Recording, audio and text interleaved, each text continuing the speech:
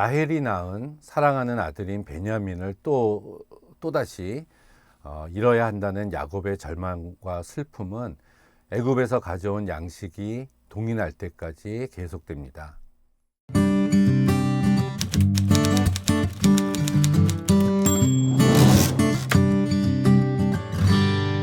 아들들은 그동안 아버지를 설득하기 위해서 다양한 노력을 했을 겁니다. 그렇지만 식량이 떨어진 마당에 더 이상 마냥 지체하고 있을 수만은 없었습니다. 야곱은 식량이 떨어지자 다시 사오라고 명령을 하지만 베냐민을 보낼 생각은 추호도 없었습니다. 이때 유다가 나섭니다. 르우벤이 두 아들을 담보로 하겠다고 했던 것과는 달리 유다는 자신을 담보로 청합니다. 베냐민을 다시 데려오지 못하면 유다 자신은 가족에게서 쫓겨나서 상속권도 박탈당하고 더 이상 아들로 인정받지 못하는 벌을 스스로 받겠다고 아버지 야곱에게 이야기를 하죠.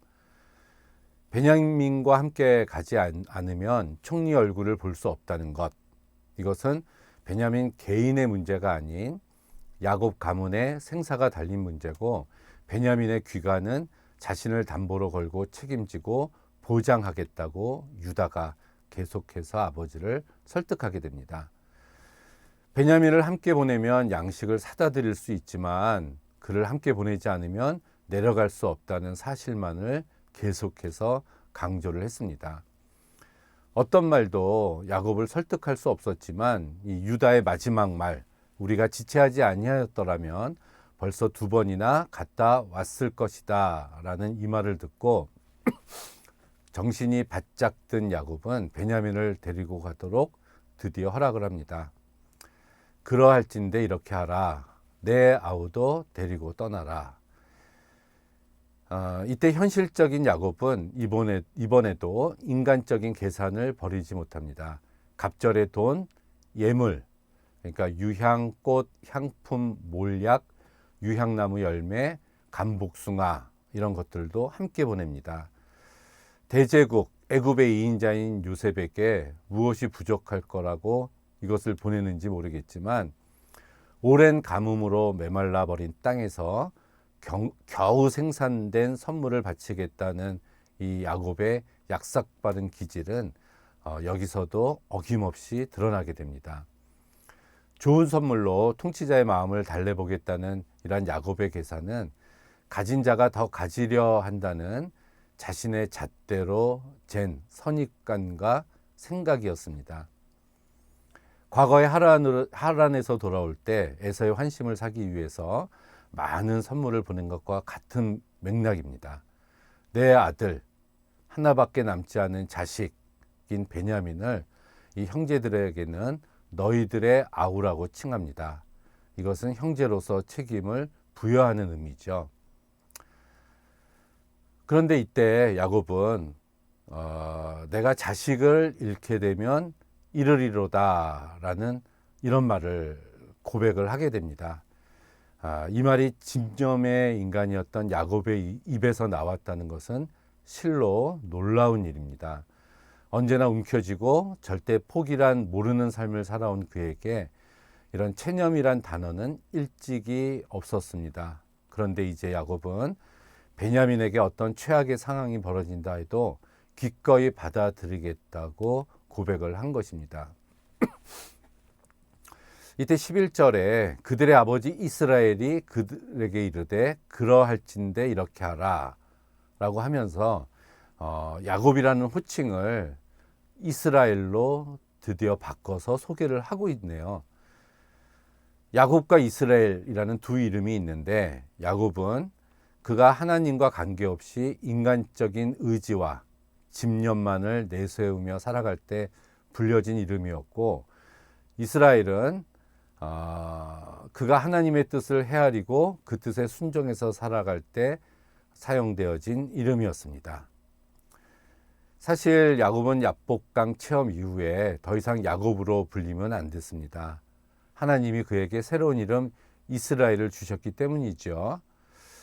그렇지만 그 뒤로도 계속해서 야곱의 이름이 불리어집니다. 이것은 변화와 성숙은 한 번의 깊은 영적 체험으로 이루어지지 않고 점진적으로 이루어지는 것임을 우리는 알 수가 있습니다.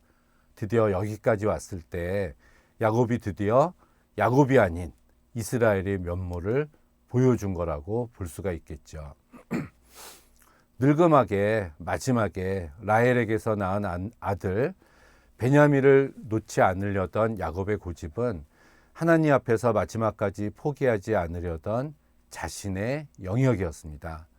그러나 자신이 집착하고 있는 세계가 존재하고 있는 한은 하나님 나라가 마음속에 건설될 여유가 없습니다.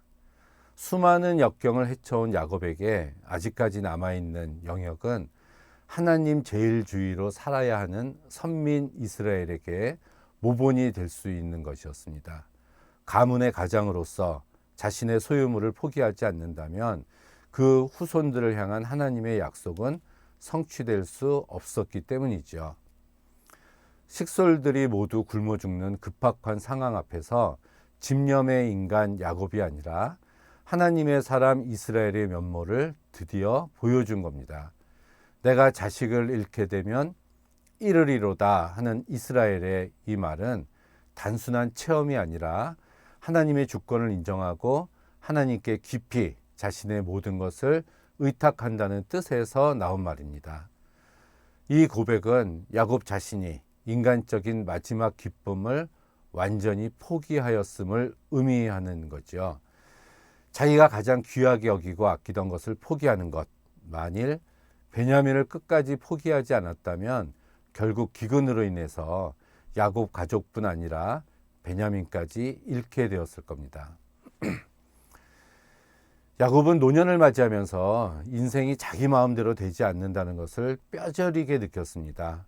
라헬과 요셉, 시므온을 잃어버리고 이제는 굶주림으로 식솔들을 잃어버릴 위기에 처한 하나님의 은혜를 더욱 바랄 수밖에 없었고 하나님께 운명을 맡길 수밖에 없다는 것을 이제는 깨닫게 된 것이죠.